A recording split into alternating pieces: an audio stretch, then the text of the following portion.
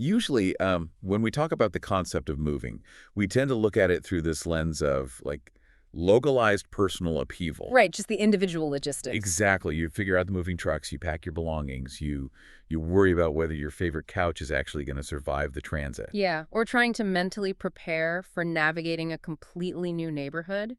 Yeah, it's entirely centered on the individual, or maybe the family unit. It's basically an exercise in just transferring your physical existence from point A to point B.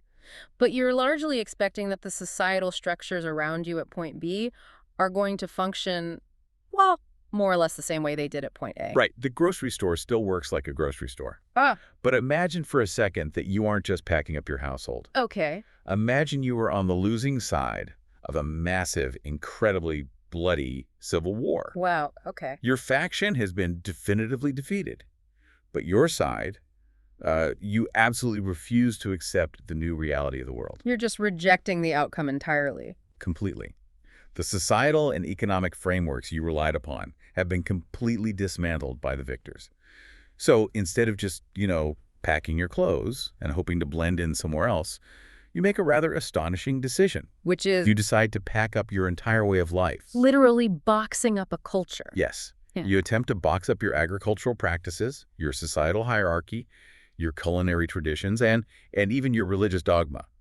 And you attempt to transplant all of it, wholesale, thousands of miles away, across the equator even, into an entirely foreign tropical landscape. I mean, you are describing the absolute definition of a historical and ideological transplant. It was wild to think about. It really is. And when you actually start to map out the logistics and really the sheer audacity of trying to pause time and relocate a dying culture to a different hemisphere, it's a deeply jarring concept to wrap your head around. It completely defies normal human behavior, right? Exactly. Normal patterns of human migration typically involve some level of intended assimilation. You expect to adapt to the new place. But not these folks. And that jarring concept is exactly our mission for this deep dive today. We are unpacking a genuinely fascinating audio chronicle from Juan Carlos Navarrete's series. It's called Crónicas del Sur del Río Grande. A fantastic source. It really is. The history we're exploring today centers on the founding and the evolution of a Brazilian city called Americana. Which is a very deliberate name. Highly deliberate. Mm-hmm. And the reason a city deep in the interior of the state of São Paulo bears that name is because its foundations were heavily influenced by an influx of fleeing ex-Confederates from the United States. People who migrated south following their defeat in 1865. Exactly. It's one of those profound historical intersections that reads almost like alternate history, until you actually sit down and look at the documentation. Yeah, it sounds made up. It really does. You have this massive collision of North American geopolitical fallout and South American imperial development happening simultaneously in the mid-19th century. Creating a localized society that logically probably shouldn't exist. Now, before we jump into the actual mechanics of how this migration functioned, it is important to frame how we are approaching this. Always a good idea. Because the chronicle we are exploring today centers on intensely charged political and historical realities, specifically the Confederacy and the brutal institution of slavery. Right. So we are acting strictly as impartial guides through this material for you today.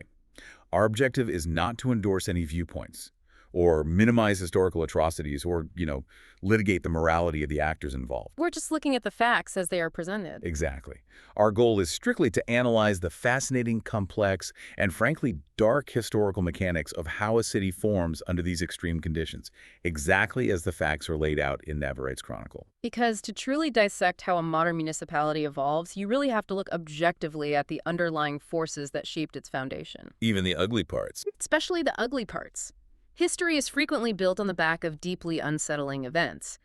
And understanding the causal relationship between those events and the modern world requires a highly analytical, detached approach to the source material. Well said. So let's start by looking at the catalyst. To understand the gravitational pull that drew these settlers to the interior of Brazil, we first have to examine the absolute catastrophic collapse of the world they left behind. Right, setting the stage in North America. Yeah. We are looking at the period immediately following 1865. The Confederacy has been defeated. The coalition of slaveholding states, so, South Carolina, Mississippi, Florida, Alabama, Georgia, Louisiana, Texas, that had attempted to break away and form a sovereign republic under Jefferson Davis. That entire coalition has been completely dismantled. Completely. And the physical and economic landscape of the American South at that exact moment is almost impossible to overstate in its devastation. It wasn't just a political loss. No, not at all. The conflict was not contained to distant battlefields. It systematically tore through the agricultural heartland. Fields were decimated. Regional infrastructure was, well, it was systematically destroyed. Like railroads and bridges. Exactly. And the plantation system that served as the engine for their entire society was laid to waste. But the source really focuses on the economic side of that ruin. Yes. The physical destruction, while massive, was actually secondary to the economic and structural obliteration they faced. So let's dig into that structural obliteration.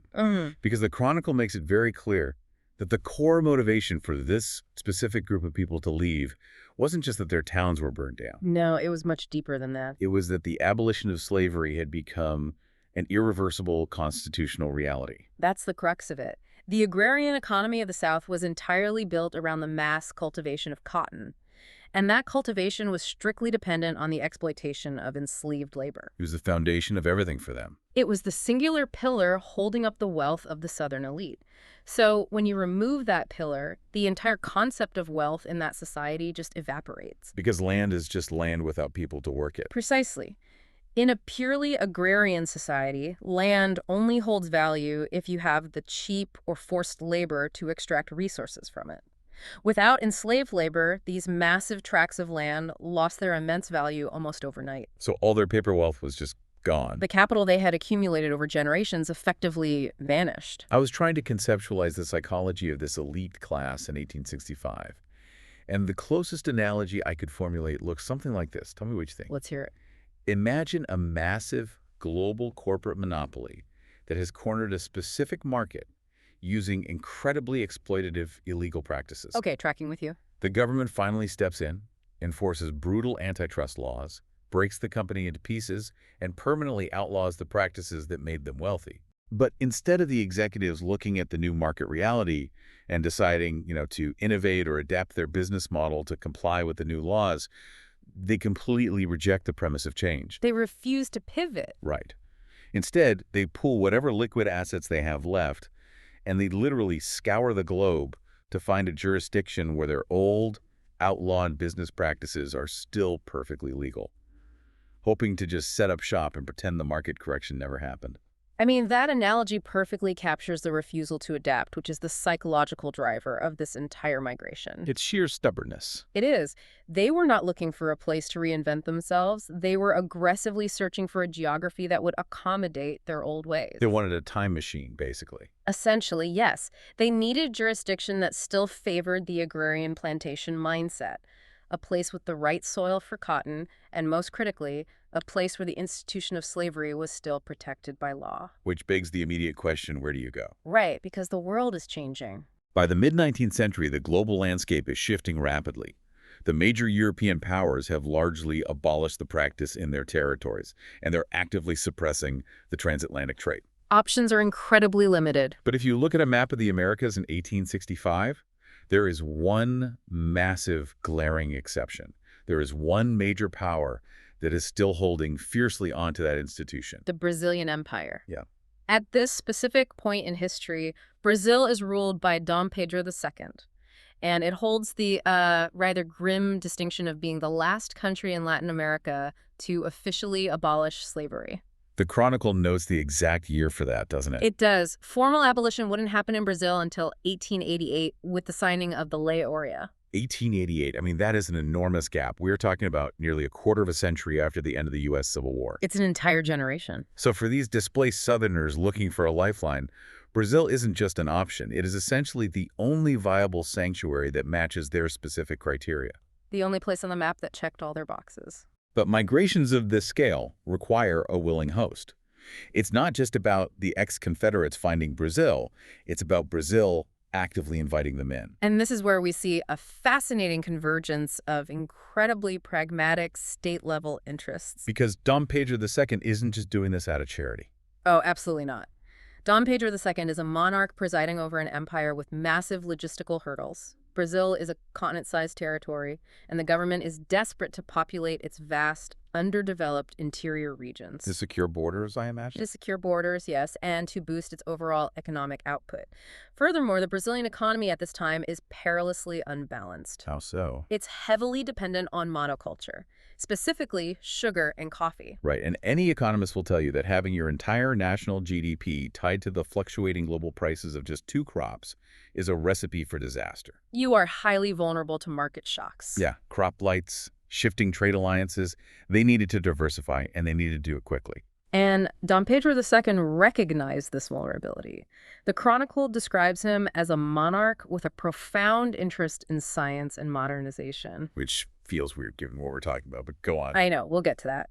But he looks at the aftermath of the American Civil War, and where others see a geopolitical crisis, he sees an unprecedented labor opportunity. He's headhunting. Precisely. He looks at these defeated Southern planters and identifies them purely as highly skilled, specialized agricultural technicians, people who know exactly how to manage large-scale cotton production. It is an incredibly transactional view of human beings. Very much so. To lure this specialized labor pool down to South America, Dom Pedro II puts together what essentially amounts to an aggressive corporate relocation package. That's a great way to phrase it. The Chronicle details the specifics of this offer, and frankly, it is staggering. He is offering them heavily subsidized or sometimes even completely free maritime transport from the U.S. to Brazil. Covering their moving costs. Yeah. He's guaranteeing them access to massive tracts of fertile land at deeply discounted prices. He is even streamlining the bureaucratic process to offer them easy pathways for naturalization. It was a highly orchestrated campaign. But the most critical component of this offer, the real mechanism that sealed the deal for these Southerners, was the unspoken promise regarding the nature of the labor they would use. This is the dark part. Right. The official imperial correspondence often spoke of providing a, quote, favorable climate for cotton cultivation. Yeah, favorable climate is doing an incredible amount of heavy lifting in that sentence. Indeed it is. In the context of 19th century elite correspondence, favorable climate was widely understood code for the continued legality and accessibility of enslaved labor. Wow. Just openly coding it like that. Yeah. The ex-Confederates possessed the agricultural expertise, but their entire methodology of extraction was predicated on slavery. Dom Pedro II was essentially promising them a sovereign sandbox where their old rules still applied without interference. He's importing their skills and implicitly agreeing to import their methods. Exactly. Let me push back on this a bit, though, because there is a glaring contradiction here that I find completely fascinating. Sure. On one hand, the Chronicle describes Dom Pedro II as this forward-thinking monarch, a man obsessed with science, modernization, bringing his empire into the future. Yes. Yet his grand strategic masterstroke for modernizing his agricultural sector relies entirely on importing the defeated proponents of an archaic, brutal system, a system the rest of the developed world has just spent immense blood and treasure trying to eradicate. It's a huge paradox. How does a supposedly modern monarch reconcile that? Well, that contradiction is only glaring when viewed through our modern ethical framework. To understand Dom Pedro II's logic, you really have to understand how the 19th century elite defined the concept of modernization. Okay, how did they define it? For the Brazilian upper class of this era, modernization was not a humanitarian or social project. It wasn't about rights. Not at all. It was strictly a metric of economic output and infrastructural efficiency. It meant increasing crop yields, diversifying the export portfolio, and utilizing new seed varieties. So it is an entirely bloodless, spreadsheet-driven mentality. Modernization just meant a better bottom line on the national ledger. Exactly. The human cost, the moral reality of importing a fresh wave of slaveholding ideology was entirely compartmentalized. Just a line item? Yes. It was viewed as an acceptable, even necessary variable in the equation of economic growth. The Southerners were viewed simply as a means to an end. Because they brought the technical know-how. Right. They brought highly refined techniques for planting and harvesting cotton. They brought new strains of seeds. From the perspective of the imperial court, acquiring that specific technical knowledge constituted science and modernization. And the brutal labor system required to execute those techniques. That was just the accepted cost of doing business in the 1860s Brazilian economy. That context makes the sheer pragmatism of the era incredibly stark. So the imperial deal is struck. The offers of cheap land and free transport are accepted, and the physical migration begins. The boats set sail. These families board ships in ports like New Orleans or Mobile, leaving behind a ruined society, and they head south. But as they arrive and begin to settle, we really have to look closely at the physical environment they are stepping into. Geography is key here. They are settling roughly 150 kilometers northwest of the city of São Paulo. It's near an area called Santa Barbara do Oeste, and a massive cluster of these immigrants gravitates toward one very specific property. The Fazenda Salto Grande. Yes, Fazenda Salto Grande. The history of that specific property is critical here because it predates the arrival of the Americans by centuries. It wasn't just an empty field. Not even close. The chronicle roots the origins of this massive property all the way back to the late 18th century, deep within Brazil's colonial era. It began as a sesmaria. What's a sesmaria? It's a massive land grant given by the Portuguese crown. This one was initially acquired by a man named Domingos de Costa Machado. And geographically, this land is situated between the towns of São Carlos and Vila Nova da Constituição, which we know today as the major cities of Campinas and Piracicaba. Right. Very strategic location. And it is nestled right along the Atibaia and Jaguari rivers, providing crucial water access. Over the decades leading up to the 1860s, this land hadn't just been sitting empty. It had been aggressively developed into a sprawling, highly structured agricultural estate. It was already producing sugarcane, aguardiente, and some baseline levels of cotton. So it was a fully functional operation. Oh, the physical infrastructure of a typical 19th century Paulista fazenda was already entirely in place. The chronicle is very specific about this landscape. You have the Casa Grande, which is the sprawling main house where the elite owners lived. And the labor structures. Yes, you have the senzala. These were large, essentially prison-like structures that served as the quarters for the enslaved workers. You have the sugar mills, the processing facilities, the dirt roads connecting the fields to the riverways. This completely shatters the romanticized pioneer myth, doesn't it? Absolutely. Because you picture these American Southerners stepping off a boat with an axe, bravely hacking a new civilization out of the untouched Amazonian jungle. Like they're taming the wilderness. Yeah, but they weren't. They were walking straight into a pre-existing, highly mature agrarian system that was already humming along on the forced labor of enslaved Africans and Afro-Brazilians. They're just plugging themselves into an established economic machine. That is a vital distinction. They were integrating into an elite stratum of society that already functioned much like the one they had just lost. But when they plugged in, they did bring their own highly specific modifications. Right, they didn't just passively observe. No, the chronicle details that they immediately introduced far more intensive methods of cultivating cotton than the local Brazilians were using. They introduced new, higher-yield seed varieties they had brought from the U.S., and they implemented different organizational structures for managing the enslaved labor in the fields. But the agricultural modifications are only half the story here, because the really captivating part of this transplant is the sociological aspect. The culture clash. Yes. The Chronicle heavily emphasizes the concept of material culture.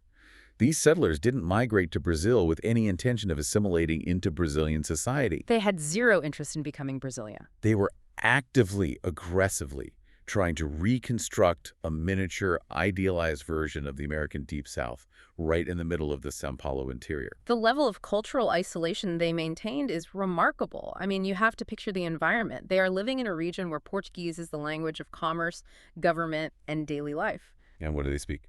They insisted on speaking only English within their enclaves. Unbelievable. They are living in an empire that is profoundly institutionally Catholic. Yet they fiercely maintain their own Protestant religious practices, holding their own services and isolating themselves socially from the local Catholic parishes. The Chronicle really lists out these cultural stubbornnesses. Like they maintain their own distinct funerary customs. Establishing separate cemeteries. Right, because they often wouldn't or couldn't be buried in the consecrated Catholic grounds of the local Brazilians. That's a huge dividing line in the 19th century. Definitely. They even brought their own specific culinary traditions, planting crops that were staples of the southern U.S. diet, just so they could recreate the meals they were used to. It was an attempt at creating a hermetically sealed cultural bubble. They were insulating themselves from the surrounding Brazilian society as a trauma response to the Civil War. A trauma response. Well, that's an interesting way to frame it. Well, they had lost their world, right? And their primary objective was to recreate a facsimile of it and protect it from any outside influence whatsoever. I mean, if you look at modern expatriate communities today, you see a very light version of this. Yeah. If someone moves from London to Tokyo, they might seek out a pub that shows the Premier League, or they might pay a premium to import their favorite brand of tea. Sure, it's a search for comfort. Exactly. But the scale of what we are discussing here is entirely different. These settlers essentially packed their entire agricultural ecosystem, their rigid religious framework, and their uncompromising social hierarchy into the cargo hold of a ship, unboxed it in a foreign land, and just expected it to function flawlessly. And for a brief window of time, their attempt at isolation actually appeared to be successful It worked. in the short term. They established their localized farms, they significantly increased the regional output of cotton, and they maintained their rigid community boundaries. What? But isolation is incredibly fragile, especially when it collides with the broader economic forces of the 19th century. You can't hold off the future forever. No. The very forces of modernization that Dom Pedro II was championing when he invited them in were about to fundamentally disrupt their agrarian utopia. Which brings us to a massive turning point in the Chronicle. Because no matter how deeply you want to isolate yourself on a rural plantation, commercial agriculture demands infrastructure. You have to move the product. Exactly. If you're growing massive amounts of cotton, you have to physically move that cotton to the coast to sell it on the global market. Ox carts on dirt roads can only scale so far. The bottleneck of transportation was a universal problem in the 19th century, and the universal solution was the railroad. The Iron Horse. Yes, the Chronicle pinpoints 1875 as a year of massive consequence for this region. That is the year the Compañía Paulista de Estradas de Ferro, the Paulista Railway Company, extends its tracks into the region and officially opens a stop they call the Santa Barbara Station. The placement of this station is absolutely critical, right? Very much so. It is built right on the periphery of where all these American colonists have established their massive cotton farms. The arrival of the railroad is the ultimate catalyst here. It instantly transitions this area from a quiet, somewhat isolated collection of agrarian estates into a highly connected, bustling logistical hub. The transformative power of the railroad just cannot be overstated.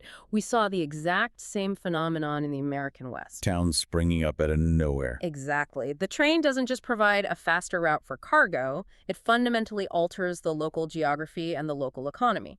It connects the localized production of sugar and cotton directly to the massive port economies of the coast. And more importantly, trains carry people. Yes. The station becomes a magnet for merchants, mechanics, free-wage laborers, and administrative officials. And because this specific station was geographically positioned right next to the American enclave, it was constantly swarming with these English-speaking Protestant families. They were unavoidable. Right. They were always there, loading their cotton bales onto the freight cars, picking up imported supplies, conducting business. Because of their overwhelming presence, the local Brazilian population, the workers, the train operators, the neighboring farmers, naturally gave the area around the station a spontaneous nickname. They just started calling it Vila dos Americanos, or Vila Americana. The town of the Americans. It's a classic example of organic vernacular geography. No official sat down in an office in Rio de Janeiro and decreed that the area would be named after the settlers. It wasn't a royal proclamation. No, it was simply the most practical way for the locals to identify the space in their daily conversations. But the mechanism by which that vernacular nickname became the official, legal name of the municipality, that is one of the most brilliantly bureaucratic twists in history. I have to admit, when I was reading through the Chronicle, this detail made me genuinely laugh out loud. It is such a profoundly human, mundane series of events. It really is. So the timeline moves forward to around the year 1900. You have this bustling train station officially named the Santa Barbara Station. But just a few miles away, you have the pre-existing established town that is actually called Santa Barbara do Oeste. You can immediately see the logistical nightmare this creates. Oh, totally. In an era where communication relies entirely on physical letters and telegraphs, having a major commercial train station named Santa Barbara situated right next to a municipality named Santa Barbara do Oeste is a recipe for constant systemic confusion. The Chronicle details how the Postal Service was practically tearing its hair out over this. I can imagine. Important commercial mail, legal documents, personal letters intended for the businesses sprouting up around the train station kept getting delivered to the older town of Santa Barbara do Oeste. and vice versa. It was causing unacceptable delays in commerce. People weren't getting their contracts. So, to finally put an end to this relentless postal headache, the executives of the railroad company make an executive decision. They need a unique identifier for the station to fix the mail routing. A simple logistical fix. Yeah, they look at what the locals are already calling it, and they officially rechristen the train stop as Villa Americana. It completely demystifies the grand narratives we usually associate with history, doesn't it? It really does. The cementing of this town's identity wasn't the result of a grand imperial proclamation honoring the settlers, nor was it a triumphant political declaration by the Americans themselves. No, the permanent geographical legacy of this region was locked in purely as a logistical fix for a bureaucratic mail sorting problem. It is the ultimate historical irony.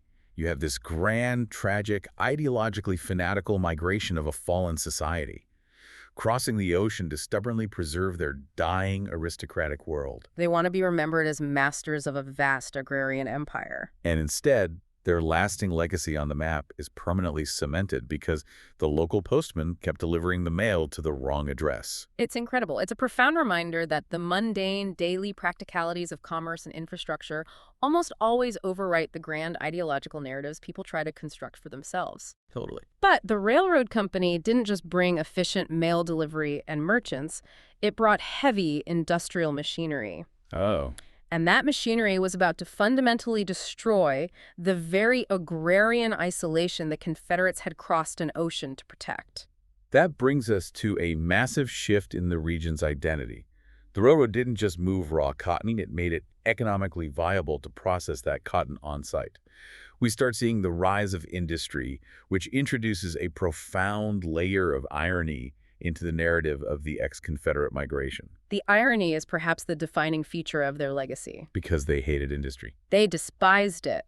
These Southerners explicitly fled the industrialized north of the United States because they firmly believed that the industrial factory-based model of society was toxic. They thought it was beneath them. They believed it destroyed the noble agrarian plantation-based way of life they worshipped. They migrate to Brazil with the singular goal of remaining wealthy farmers. Just gentlemen of the land. Exactly.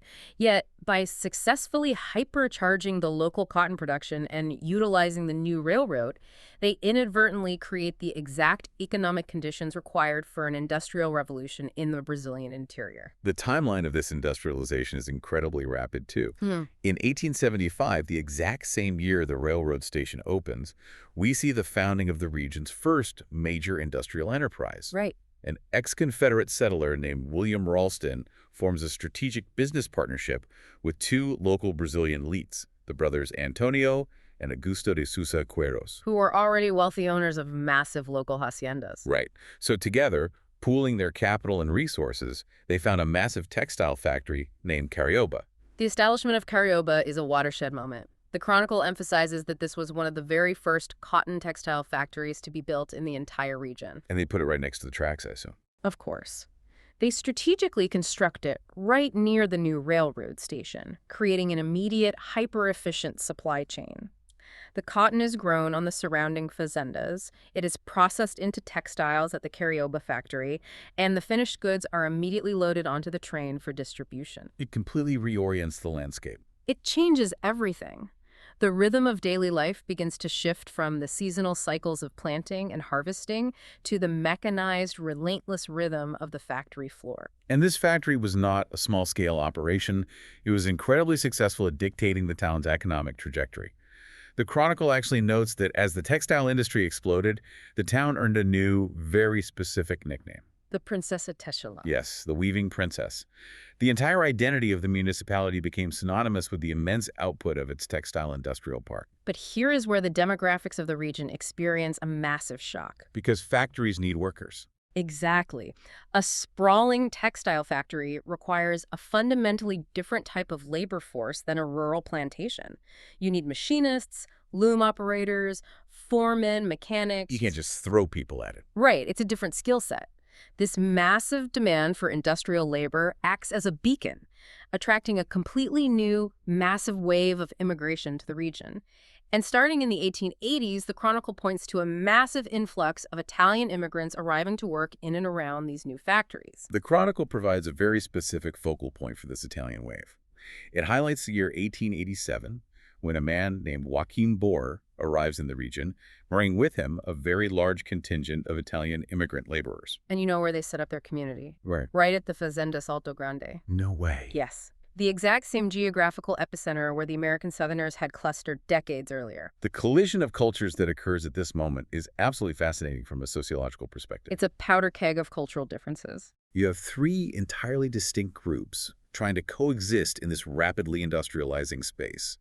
You have the established Brazilian elite who hold the legacy wealth and political power. Right. You have the fiercely Protestant, English-speaking, agrarian-minded American expats who are still trying to maintain their cultural bubble. And certainly, you introduce a massive wave of devoutly Catholic, Italian-speaking working-class European laborers who are there specifically for the factory wages. The cultural friction must have been immense. Oh, without a doubt. The Chronicle gives us a tangible example of how the Italians quickly asserted their own cultural footprint on the landscape.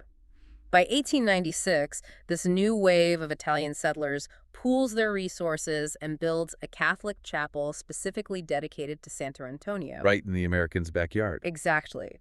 The construction of that chapel is a clear signal that the cultural dominance of the American Protestants was localized and ultimately temporary. The Italians were not assimilating into the American enclave.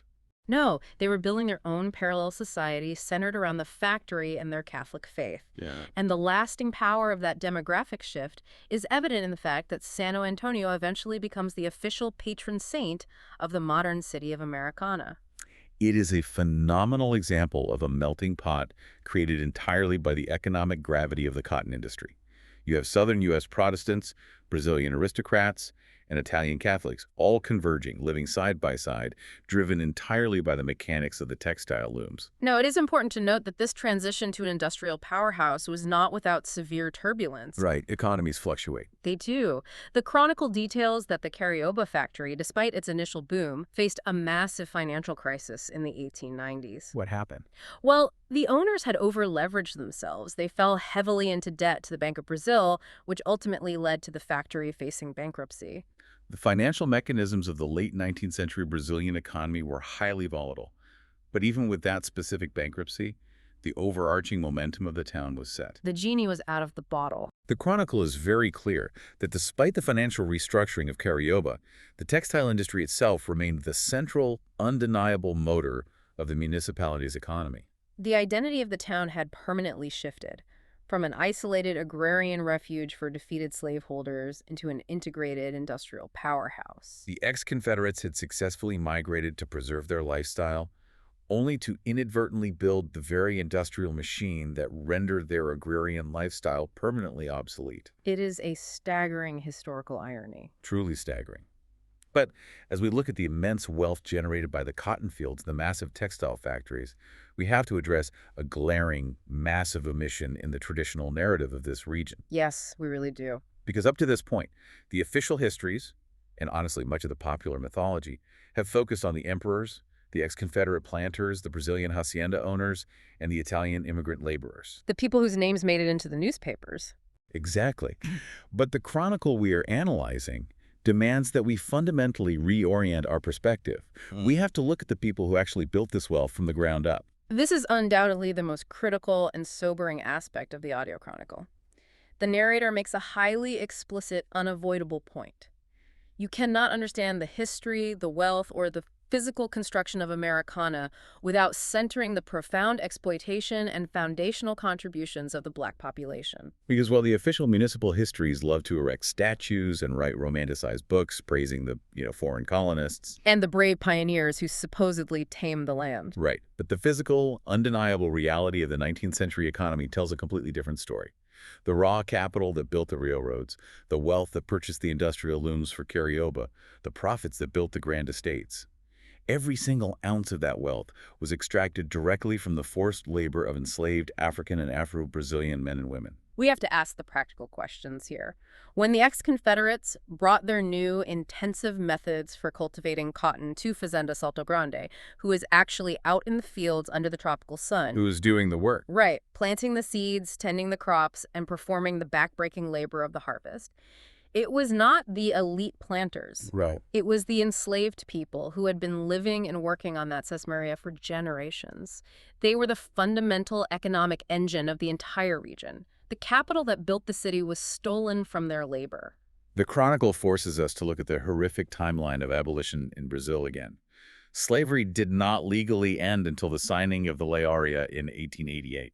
And the Chronicle points out a deeply disturbing local detail regarding that. Yeah, it notes that the broader region of Campinas, which encompassed the area of Americana at the time, was one of the very last places in the entire empire to officially register the end of the slavery regime. They held on to the bitter end. The local elite, bolstered by the presence and ideology of the American Southerners, held on to the institution with a bitter, violent tenacity until the very last legal moment. And understanding what happened immediately after 1888 is just as crucial to the history of the city.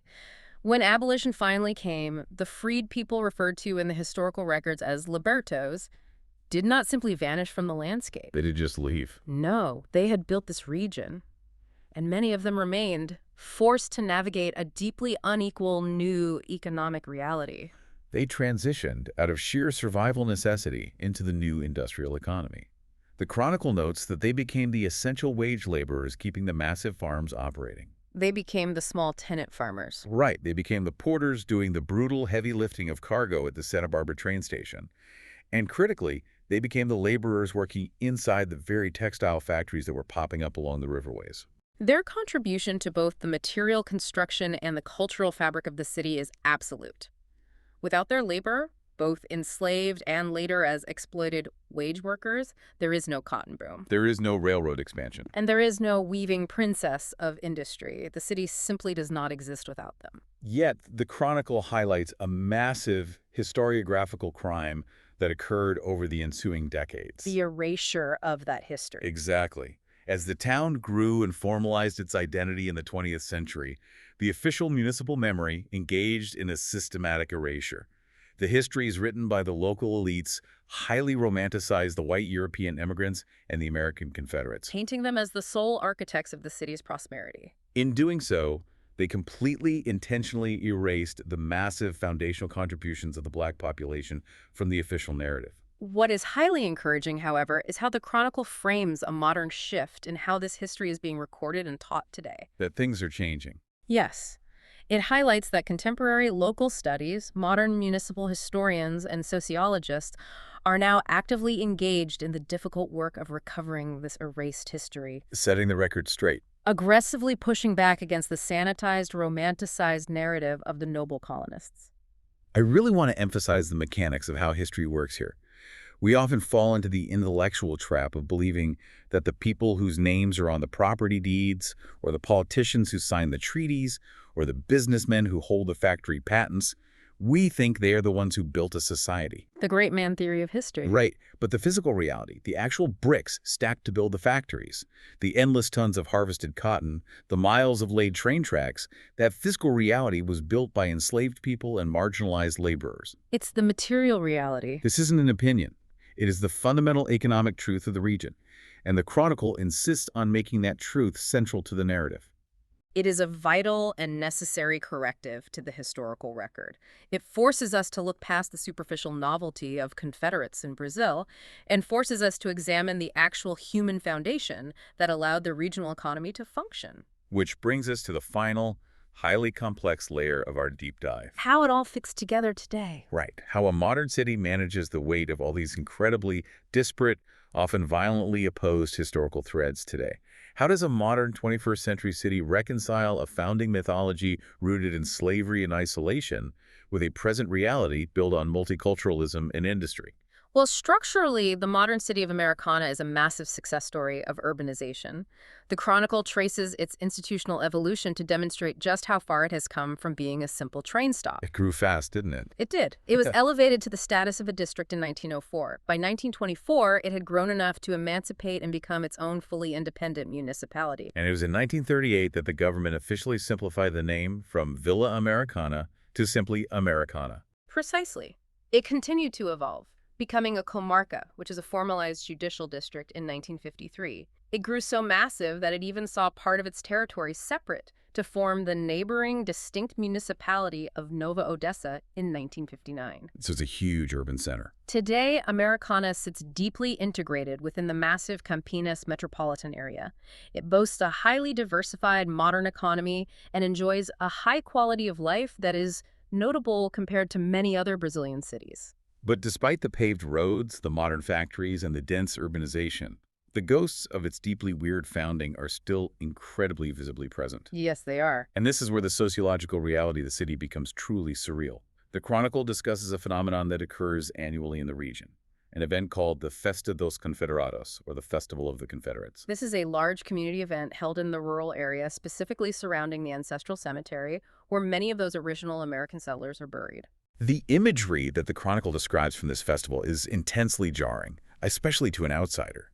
You have local Brazilians, many of whom have no direct lineage to the U.S., or who are of mixed heritage, dressing up in elaborate Wild West outfits. Right. Women wearing massive antebellum hoop skirts, and people openly, proudly displaying the Confederate battle flag. The visual dissonance of seeing that specific flag flown enthusiastically in a modern, multicultural Brazilian municipality is profound. It's hard to wrap your head around. It is. However, the Chronicle makes a very careful, highly analytical observation about the psychology of this festival.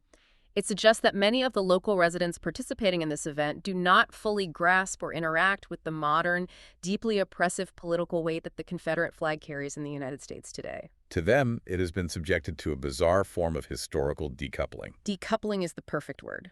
In their localized context, the symbol has been stripped of its direct association with the U.S. Civil War and the defense of American slavery, and it has been entirely repurposed simply as a benign, localized symbol of their specific municipal ancestry and the founding of their town. That is the intense psychological tension at play here. Can a symbol be decoupled from its original horrific intent simply by crossing an ocean and passing through a few generations of time? It's a heavy question. The Chronicle notes that this festival and the very public presence of these symbols sparks intense, ongoing contemporary debates within Brazil itself. It forces painful, necessary discussions about systemic racism, about who has the power to curate historical memory, and about whether celebrating the pioneer spirit of these settlers inherently requires turning a blind eye to the brutal system they fought to protect. I was trying to find a way to conceptualize this clash of meanings. Imagine a construction crew digs up a dusty time capsule in the center of town. They open the box, and the items inside mean something completely benign and personal to the people who buried it. It's just a picture of their great-great-grandfather and a flag he carried. Sure. To them, it is just family history. But to the rest of the world, to anyone existing outside that highly specific localized bubble, those items are deeply offensive. They represent historic trauma and violent oppression. The disconnect between local memory and global reality is vast. That disconnect is what makes Americana such a compelling historical mirror. The Chronicle actually uses that exact term. A historical mirror. Yes. The city reflects the deep, dark persistence of the agrarian slave model, showcasing how far people will go to protect an exploitative system. But simultaneously, it reflects the absolute triumph of industrial reinvention and the inevitable convergence of multicultural forces. It proves that history does not happen in neat, isolated, ideologically pure boxes. It is messy. It is inherently contradictory, and all these timelines are entirely intertwined. As you listen to this, I want you to mentally place yourself on a modern paved street in Americana today. Just picture it. You look to your left, and you see the brick facade of a textile factory that was built over 100 years ago by devout Italian Catholic immigrants. Mm-hmm. You look to your right, and you see a promotional poster for a local cultural festival featuring a Confederate flag. Right. And as you stand there, you realize that beneath the very pavement you are walking on, the foundational wealth that built the entire city was extracted from the agonizing, silent war for freedom fought by enslaved Africans and Afro-Brazilians who worked the colonial soil beneath your feet. It is a landscape where multiple, wildly divergent histories occupy the exact same physical space. And that incredibly complex layering is what we have attempted to synthesize today by exploring Neverite's audio chronicle. We tracked the desperate, ideologically fanatical flight of defeated slaveholders from the ruins of the American South. We watched as their attempt to freeze time and isolate themselves inadvertently birthed a highly complex, multicultural industrial hub in the heart of the Brazilian Empire. It serves as a powerful, undeniable reminder of how the forces of history actually operate. People, governments, and elites can attempt to transplant their ideologies across borders. They can pass laws and subsidize migrations. But they can never truly control how the relentless march of history will ultimately digest, transform, and often completely overwrite those ideologies. Exactly. The efficiency of the railroad, the mechanized hum of the factory, and the undeniable fundamental push for human liberation eventually overwrote the romanticized plantation dream. The intention of the founders rarely survives the reality of the future they build. Absolutely. And as we bring this deep dive to a close, I want to leave you with a final thought to mull over. A question that builds on everything we've unpacked regarding how a society remembers its own creation. The big question. We have spent this entire time dissecting the name of the city and analyzing how its founding mythology is intrinsically tied to a completely obsolete and internationally condemned worldview. We've explored the tension of the symbols they still fly. But what happens to the soul of a city as time marches relentlessly forward? When the veneer starts to fade. Exactly. If tomorrow morning you magically stripped away the name Americana from the map and you permanently banned the display of those Confederate flags, what would actually be left? What is the core? If you remove the imported American veneer, what elements of its grueling working-class roots, its vibrant Italian Catholic heritage, and its deeply profound foundational Afro-Brazilian history would finally step out of the historical shadows to be recognized as the true beating heartbeat of the city? It is ultimately a question of what a society chooses to remember and what truths it is finally ready to confront. Thank you for joining us on this deep dive.